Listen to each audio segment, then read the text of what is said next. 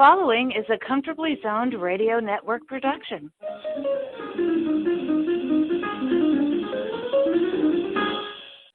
Thank you, Tally Olson. Good evening, ladies and gentlemen.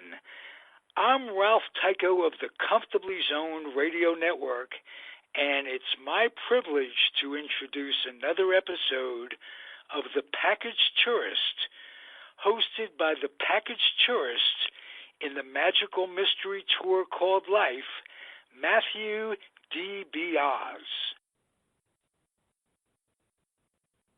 Thank you, Ralph. Tonight, ladies and gentlemen, our featured guest is author Chuck Banks. Chuck hails from the American Farm Belt and has been a school teacher for almost 2 decades and has coached at various sports and at various levels for 23 years. But most importantly, he has devoted his entire life to learning. Tonight, Chuck Banks shares his insights about coaching as an analyst, author, and as a participant. Chuck, please tell us about your background. Where were you born and raised? You bet. I was born in Centerville, Iowa. I was born back in 1972. Which doesn't seem like that long ago, but frankly, it feels like forever at this point. Especially when you see your student athletes as they grow and this, that, and the other. But I born and raised here in Iowa. Spent most of my life here. With the exception of my brief, tour in active duty in the United States Air Force back in the early 90s. Chuck, when you were growing up, who inspired you to become a writer? I mean, were there authors that you read or people in your life who kind of inspired you to get into writing? Who were your influences in that way? Well, the biggest influence in my life when I look at, my writing level, number one, I have to look at back at several of my teachers. Mrs. Den Hartog, back in 11th grade, she inspired me to get into this writing, category. I was writing, some short stories and this, that, and the other, and she inspired me to do that. But ultimately, it would be my dad. My dad, Gerald Banks. He was in law enforcement for 50 plus years. And, he never wrote his own book, but he had always wanted to. And when he finally retired, he was given this thing called lung cancer, and he was unable to write his books. So, lo and behold, I started writing, back in about 2012. And, this summer I'll actually release my 14th book. So pretty excited about that. When was your first book released, Chuck? First book was released late 2013. It was in the paranormal and like death and grieving, genre. That's when it all began. Okay, so is it just dealing with like paranormal, or is it a variety? What's your basic subject matters for? You said 14 books, correct? Yes. My two of my books is based off kind of the political genre, because I am a high school government and social studies instructor. Kind of drawn to that. I've released 2 books there. They're titled Around the Dinner Table, Religion and Politics. I've released 1 sports book. The one we're going to mainly talk about tonight. It's called The Mad Culture Present in Athletics. And then let's see. I got to do the math, man. I'm a social studies teacher, so it's kind of fun.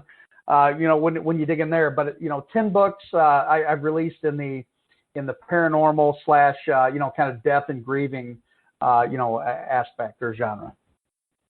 Okay, please tell our listeners about your latest book, The Mad Culture Present in Athletics. What is that all about? The Mad Culture Present in Athletics is a book that basically dynamically talks about the shifts that we've seen in sports and the culture. It really dives in to the classification of what type of a culture you would need to be able to break the stigma. And the stigma being, all these officials, all these coaches, that are getting out of this business, whether it be in secondary education or whether it be, below that.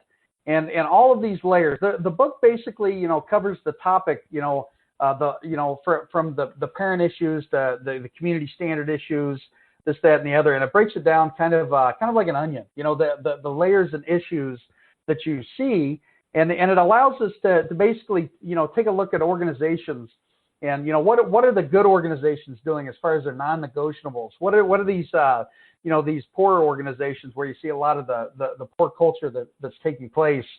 And basically it offers insight. It gives a lot of experiences from multiple coaches and as well as my own experiences, of how to get past that and basically try to promote a culture, not necessarily just of winning, but of winning the hearts and minds. And basically, if this book, Matthew, if this book could do anything for me, it would be to save basically one soul at a time. You know what I mean? Trying to make light of this issue that we see going across the United States. And I call it, the sickness.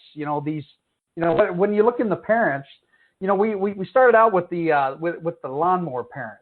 Then we saw the snowplow parent. And, frankly, today I can almost see the napalm parent where they're destroying everything in the way and the aims of these young student athletes today. And really, it's really hurting the system. But in this book, The Mad Culture Present in Athletics, this is where we really created what I call today coaching culture in athletics. And we want to end the mad culture present in athletics today and basically focus on, things that actually work. Based on your personal coaching experiences and based upon your interviews with coaches as a podcaster and also your research for your book, what is the definition of can you describe to our listeners what is the 21st century definition of leadership today? Can you define it? I love that, and I'm one of those people that really tries to dissect, and I see the whole picture. Ultimately, it's our jobs, as coaches and as parents, to create a culture that's conducive for student athletes first. Developing good, sound citizens, not just of the game, but growing that. Ultimately, it's about creating this wholesome environment where every stakeholder is involved in developing good young citizens of the United States, in my opinion. It's interesting you bring that up because when I was doing research for my own book, I remember seeing an interview with Chris Peterson, the newly retired coach of Washington Huskies, and he said, it's not just about football. We want you to do internships. We want you to get involved with your communities. We want you to develop, leadership skills because Act 2, when you hang up that uniform and you have to become a regular citizen again, you have to learn succeed at that particular game of life. So you're echoing what Peterson was basically saying. Is that what you're seeing as the new trend in the 21st century in terms of coaching and leadership in that sense? Yeah, absolutely. And when you look at the term leadership, we've seen the different types of leaderships: transactional, transformational, servant leadership, and in order to really foster an environment where you're really developing great wholesome citizens to come out of this environment, I think first and foremost you have to have a mixture between a servant leadership and a transformational leadership strategy. Where you're trying to develop these young student athletes into something that they didn't think was possible to begin with. Now we talk about 21st century definitions of leadership. Compare and contrast that with what we knew in the 20th century. What are the differences in your view? Well, ultimately, when I got into coaching, it was kind of towards kind of the end of what you would call the old school coach. Define the transactional guy. Say, hey, it's either my way or the highway. Son or young lady. It's really you have to focus and you have to do things one way, and that's kind of how we see the definition of this old school coach. Now, I really saw myself as wanting to be like a Dick Vermeil. The player's coach, where you're really trying to focus in and hone in. Now, that's not going to say that it's not an easy process. I try to inspire and push student athletes, beyond their comfort levels, but to the point to where I build those relationships, where these kids will just run through a wall. And I've seen this strategy, work and not work in certain cases, but it's one of those things.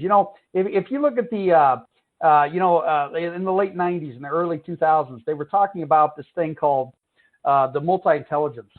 And I can kind of see that, within the coaching strategy. A coach today has to wear, all kinds of hats, especially when you look at the clientele or the makeup of the student athlete today. Here's the thing. I encountered this while doing my own research. I'm wondering if you encountered the same thing. I noticed like two instances with like Nick Saban and Urban Meyer. They were using sports psychology and a certain type of sports psychology where you don't talk about, okay, we are going to win the national championship. In other words, you don't really think about a long-term goal. What you're really mastering is your immediate situation. In other words, the situation that's in front of you, the play that you're working on now. If you can master that play and that matchup, then do it again, just the next matchup and the next play and all that. In other words, thinking in terms of controlling your present situation, the now moment. If you're in control of what you're doing now, what happens 5 minutes or 5 weeks or 5 months down the road will fall into place naturally in that sense. So in other words, don't consciously strive for the long term. Focus on making yourself great now, succeeding now, and everything falls into place. Are you seeing that same phenomenon based on your own research because we're talking like Nick Saban and Urban Meyer, that's at a NCAA level, and you can apply that like the pros. Are you seeing that like in local schools, in parochial schools, community schools, at the more local and parochial level, that same type of sports psychology? It really is a mix. It really depends on where you're going. But what I see as far as the good cultures, that are really developing, into powerhouses, you want to say, because the wins ultimately come later. It's interesting that you brought up, Urban Meyer and Nick Saban. I'm sure that they read John Wooden's, memoirs and this, that, and the other. John Wooden really never talked about winning. He intentionally never mentioned the word win to any of his players at any time. He said, if you maximize your potential, then you have succeeded. And I think, ultimately when I was a young coach, it was about wins, right? It was about winning. And that was stated a lot. Whereas, as I got older, as I took over, these programs at an older age, I kind of got into that John Wooden mentality where you're just trying to maximize your potential and you're really pushing and trying to strive to develop, something beyond what you think is possible. And when you talk about the four major sports these days, but you can talk about other sports as well, all this talk is, especially after that movie Moneyball came out, analytics, the use of analytics as a coaching tool, influencing strategies and all of that. Based on your own experiences and your own research, has analytics filtered down even to local and parochial levels, in terms of, local and community athletics? Are you seeing analytics being used in that sense? Well, and analytics as far as strategizing, like, the use of, computer programs, to basically design and articulate, the movements of the teams you're going to be playing, strategizing that, like huddle, but before huddle, we weren't able to break it down to the bare bones. But yeah, you kind of see that. And as far as now, the analytics in Moneyball, when you look at, how we have to cut costs and we have to, to try to strive and bring in people, it's a little bit different in the public school sector, whereas, you really don't have that. Now in the parochial schools, you do see that, especially at the secondary level where, kids can, go wherever they want. Whereas the public schools, we don't have a whole lot of that available. Okay. Based on your conclusions, you talked about John Wooden. Looking at coaches today, could be at a national level or a local level, who would you say would be your beau ideals that exemplify those ideal coaching philosophies and strategies that you think are positive strategies that should be emulated, at all levels? Who would you say would be your beau ideals? Well, Sure. And you know what's interesting is when I was doing my research, into organizational strategies, trying to develop, positivity, a guy by the name of Tom Farre, he's an executive director of Aspen Institute Sports and Society Program. He makes the mention that it will take like-minded groups, even competitors, collaborating to get kids off the couch, running them and not running them into the ground. I love his strategy because he's talking about, making it fun again, especially, for the lower levels and that aspect. I look at, coaches around the state of Iowa, Matt Kruzich, a longtime Centerville coach. What he did is he developed the relationships first and the winning came later. And it really worked out. But if you look at the national level, back in the past, I love Dick Vermeil because he was the players coach. People would run through a brick wall for him, this, that, and the other. But, at the football level, obviously you have to say Nick Saban. Nick Saban is, again, you really can't compare an Alabama, with a lower secondary, educational, aspect, but just the good things that they do. They're always pinpointing and they're always getting the most out of their student athletes, more so than what you see in some of the other areas, I guess. Question: are your books self-published or were they conventionally published, Chuck? One of my books, Death to Saga, was conventionally published through Haunted Road Media. My other books have all been self-published. Okay. Where can we find, Chuck, your books? Because I saw Mad Culture present at Amazon. How about your other books? Are they up in Amazon too? Where can one find them, Chuck? If they type in Mr. Charles A. Banks on Amazon, and author Charles Banks, my Amazon page is gonna come up, and they can get all the copies on my Amazon page, or they can follow us, the Coaching Culture and Athletics, site. I think we're on Twitter, we're on Facebook, and we're designing our new webpage, now. But in all those cases, people can get copies. They are not available in Barnes and Noble at this point, but that's something we're definitely working on. Okay, now let's talk about your podcasting career. When did you start becoming a podcaster, Chuck? This is where it gets exciting because I actually I want to say in November of this coming year, it'll be my 7th year podcasting. Now I podcasted multiple different facets, or multiple genres. Whether it's the paranormal, religious aspect, whether it's like the political component. I kind of got away from that because, sometimes school leaders, they frown upon you talking about politics and religion, right? But that's something that I did for about 5 or 6 years. We fired up this Coaching Culture and Athletics. It was June of last year, and I started this with a great friend of mine, Ryan Hodges, and we're actually writing his book called Cancer to Champion. And Coaching Culture and Athletics has really taken off. It's great. We're on about I want to say about 12 different ways that you can find us, whether it's iHeartRadio, iTunes, SoundCloud, Podbean, Facebook, YouTube, Spreaker, you name it. We're all over the place. So if you just type in Coaching Culture and Athletics, you can take a listen at us. Is there a specific day of the week and time when you're live on the air, Chuck? You and your partner? Yes, we actually originally started out, the Coach Show, which is a group of 5 of us coaches, and normally not all 5 of us get on at the same time, but every Sunday night right now from 7 p.m. Central to about 8 Central, we run the Coach Show on Sunday nights. And then also we do another Coaching Culture and Athletics show on Wednesday nights, every Wednesday night now at 7 p.m. Central. So we're now 2 days a week instead of 1 day a week, and we're growing each and every day.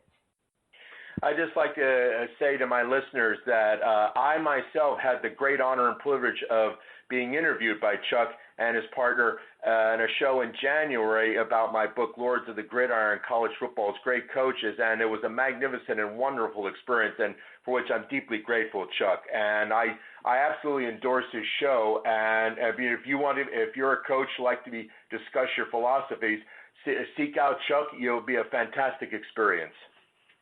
I really appreciate that, partner. It was so great to have you on as well. And I think you kicked off season 2, of the Coach Show. And it is a lot of fun. It's a lot of fun to be able to bring in, multiple different, guests in and discuss and basically just talk shop. It's almost like a free sports culture talk or you know what I mean, professional development even.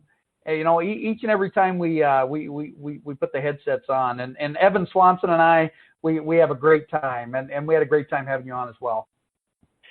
When you talk to sports, when you're podcasting, when you talk to sports coaches, when you interview them, are you able to find certain core beliefs, certain commonalities? I mean, can you tell me what are these commonalities when you talk to coaches? I mean, certain ethics, certain values. Can you tell our listeners what are those commonalities that you've identified when you talk to these men and women? Ultimately, both the male and female coaches that we bring on, ultimately it's their love, not only for the game, but their love for their student athletes, where they put their student athletes first and they try to inspire and get the best out of each and every one of them. Each and every one of these groups have non-negotiables that are very important, but ultimately at the end of the day, it's about developing those relationships and loving your kids. I think I see this over and over and over, especially with all these success stories out there, where they love their kids, they love their job, and they're not in it for the money. Trust me, because coaching, I think I figured it up, and we made about a nickel an hour, last year during our basketball season. Well, I'm curious, Chuck. You talk about you coach sports yourself. Right now, what sports are you coaching? Can you tell me specifically? Sure.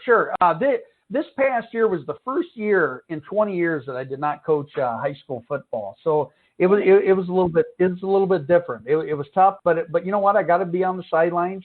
I got to follow the teams, the multiple teams in the area, but I also got to watch my daughter cheer, which it kind of set me back, to do that. That was tough. Will I get back into football? Probably, because once a football coach, always a football coach. I'm also right now, during this juncture, I'm an assistant varsity basketball coach at Central Lee. I also coach middle school baseball in the summer. But other than that, I'm firing up this coaching culture and athletics thing, and I'm really trying to develop. I did today decide to apply for the head girls basketball coach within our organization. So we'll see how that plays out. When you growing up, what was your primary sport? Usually, you got multi-sport athletes, but there's one that they really, really love more than others. What was your quote-unquote primary sport when you were a kid growing up? Baseball, man. Every summer, when I was growing up, and I talk about this, quite often, but pretty much every day, we would ride our mopeds or our bicycles into town, and there were 6 different ball diamonds in Centerville, Iowa, growing up, and every one of those ball diamonds were full of young kids, playing games, and we'd have all these pickup games, and it was just a blast. And going through. Baseball, I was blessed to have a pretty good arm, so I could throw pretty hard. And, our baseball team won the state title, when I was a freshman. We had a great baseball run. Coach Bill Huseman, one of the great coaches. I think he won 737 ball games, and, he just got back into coaching. He's in his mid-70s now. But, baseball is just so pure. And, I started coaching, varsity softball when my daughter was coming up and through. And, I coached several Division I athletes. One was Cassandra Dar. She had a wonderful career at the University of Wisconsin. It's funny because they say, "Oh my gosh, you're such a good coach." No, it's really the talent that's on your team. but no. In all seriousness, the days of summer in Iowa, because we have our baseball season, June through July. Tell me, you grow up in Iowa. How close are you to the real Field of Dreams? How close? A little bit over an hour, about an hour and 22 minutes or so from my house. My wife and I actually we do these day trips, occasionally throughout Iowa, and we went up there and we stood on that Field of Dreams. It was pretty amazing, and I see that they're going to have a big game there, this summer. So unfortunately, this small town coach probably is not going to be able to to foot the bill to go to that game. But man, that would be awesome. I'd like to ask you a little hypothetical dream. Let's say you built the Field of Dreams. Who would be your baseball player who you would want to come out of that cornfield and meet? Who would you? I'll tell you what mine is. Hank Aaron or Ted Williams. How about with you? Who would you want to see in your Field of Dreams? Well, he's still alive, but you know what? I want to see Pete Rose, and I definitely want to see Ernie Banks. Ooh, okay, far out, man. So, okay, growing up? Who was your baseball idol? Pete Rose? Well, yeah, Pete Rose was one of them. George Brett, the Kansas City Royals. I loved the way he played. But you know what? I was always sad, man. This is a funny story. Every time that my dad would take me to Kansas City, because we lived about 2.5 hours from Kansas City. Every time he would take me to a game, it was always the Yankees we were playing, and George Brett was always on the DL, man. Yeah. Yeah. Let's see. Trying to think.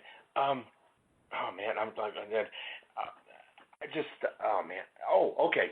What is your take on the Houston Astros scandal? I mean, what is your personal view on that? Your interpretation of it? Well, I am pretty hard-headed when it comes to that.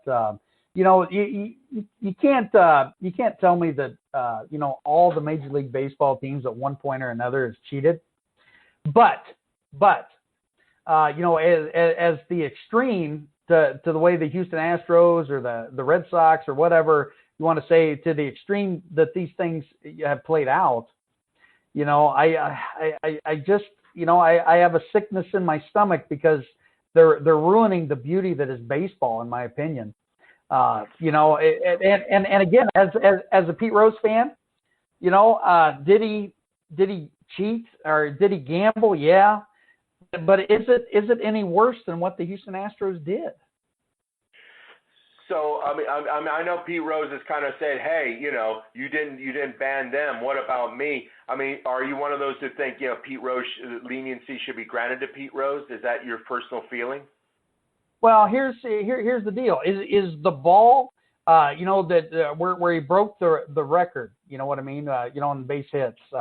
Is that ball in Cooperstown? I mean, why can't they put an asterisk by it? I mean, two guys, and I know I'm going way off guard here. Two guys that saved baseball after the strike, Sammy Sosa and Mark McGwire, are not going to be in the Hall of Fame. But why not put an asterisk by their name, man? Because they're a big part of what it was. Yeah, and Barry Bonds too, man. Yeah. Okay, Chuck, when can we? Are you currently working on another book? Actually, I'm collaborating on a book. It's titled "Cancer to Champion" and talks about Coach Ryan Hodges' story. And this Wednesday night on CCA, the Coaching Culture and Athletics, we are talking to Ryan Hodges. He's going to tell his story a little bit. But we're working on that. We're actually also working on a documentary on it as well that'll come out after the book. So Cancer to Champion. This is a book that we've been working extremely hard and collaborating on, and I'm excited about it. When can we expect its release, Chuck? We're hoping to get it out by June or July this summer in the heart of baseball season in the state of Iowa. Okay, let me know because I'd like to have you on. I'd like to have you on my show again. We can promote the documentary and the book. Okay, Chuck? Absolutely. I would appreciate that. Chuck, I want to thank you so very much for appearing on my show, and wish you all the best of luck in all your endeavors. And again, let me know when that book and documentary comes out, and I want to have you on where you can tell the whole world about it. Okay? Absolutely. I appreciate it, and you know, to all of your listeners out there, you got a great thing going, buddy. Thank you so much, Chuck. Thank you, and God bless you. God bless. Okay. Stay tuned, ladies and gentlemen, for next week's show where I will be interviewing baseball author Eric Nussbaum. Thank you, and good night.